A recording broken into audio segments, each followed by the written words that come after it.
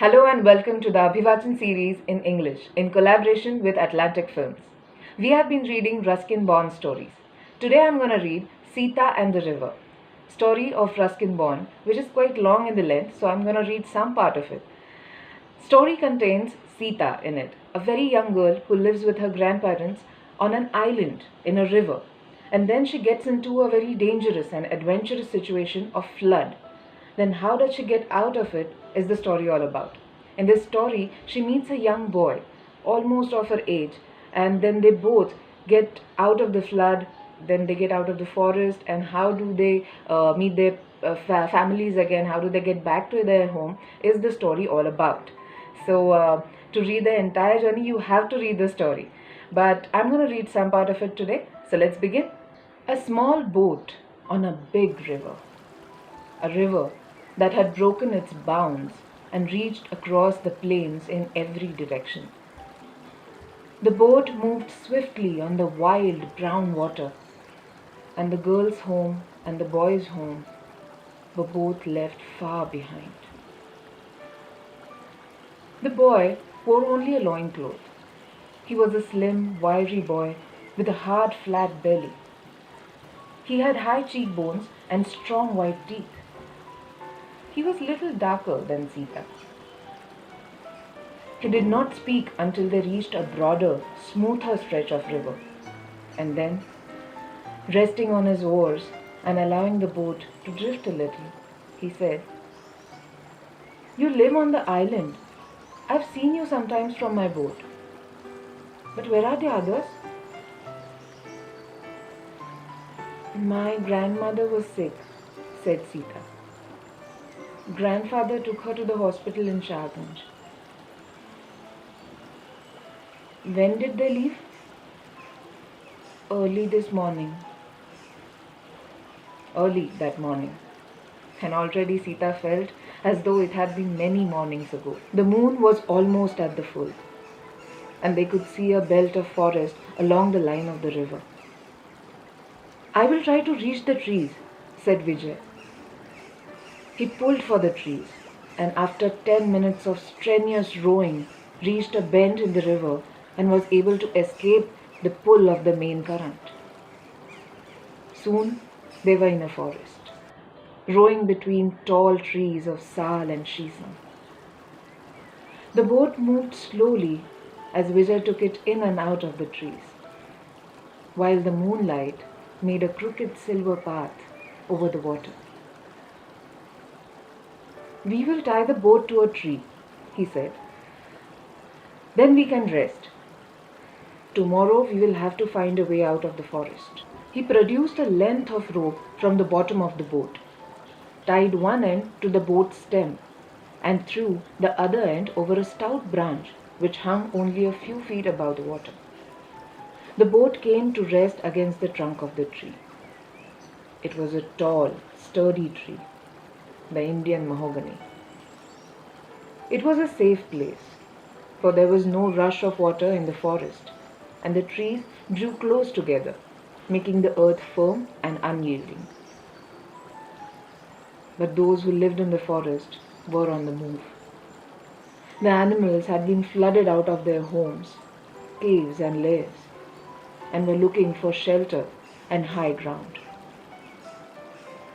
Sita and Vijay had just finished tying the boat to the tree when they saw a huge python gliding over the water towards them. "Do you think it will try to get into the boat?" asked Sita. "I don't think so," said Vijay, although he took the precaution of holding an oar ready to fend off the snake. But the python went past them, its head above the water, its great length trailing behind, until it was lost in the shadows. Then a big samba stag came threshing through the water. He did not have to swim. He was so tall that his head and shoulders remained well above the water, and his antlers were big and beautiful. "There will be other animals," said Sita. "Should we climb on the tree?" We are quite safe in the boat, said Vijay. The animals will not be dangerous tonight. They will not even hunt each other. They are only interested in reaching the dry land. For once, the deer are safe from the tiger and the leopard. You lie down and sleep. I will keep watch. Sita stretched herself out in the boat and closed her eyes. She was very tired, and the sound of the river lapping against the side of the boat soon lulled her to the sleep. Then she started dreaming. She dreamt that the boy and Krishna were one, and that she was sitting beside him on a great white bird, which flew over the mountains, over the snow peaks of the Himalayas, into the cloud land of gods. And suddenly there was a great rumbling sound, as though the gods were angry about the whole thing. And she woke up to this terrible sound and looked about her, and there in the moonlight glade, up to his belly in water, stood a young elephant, his trunk raised as he trumpeted his predicament to the forest. For he was a young elephant, and he was lost, and was looking for his mother.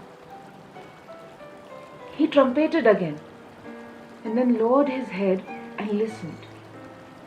And presently, from far away came the shrill trumpeting of another elephant. It must have been the young one's mother, because he gave several excited trumpet calls and then went stamping and churning through the water towards a gap in the trees. The boat rocked in the waves made by his passing. "It is all right," said Vijay. "You can go to sleep again." "I don't think I will sleep now," said Sita. "Well, then I will play my flute for you, and the time will pass quickly." He produced a flute from under the seat and putting it to his lips began to play. And the sweetest music that Sita had ever heard came pouring from the little flute. And it seemed to fill the forest with its beautiful sound. And the music carried her away again into the land of dreams. And then again they were riding on a bird once more, Sita and the blue god. And they were passing through cloud and mist, until suddenly the sun shot through the clouds. And at that moment Sita opened her eyes and saw the sky through the branches of the mahogany, the shining green leaves making a bold pattern against the blinding blue of an open sky. Wow, what lovely words. What lovely description of this wonderful night and a morning. To read these wonderful words, you have to read the story. As I said, it's quite big and a wonderful journey too. For such wonderful stories, let's meet up again in the next episode, and I'll make sure that I'll read an entire story for you. Till the time, bye-bye.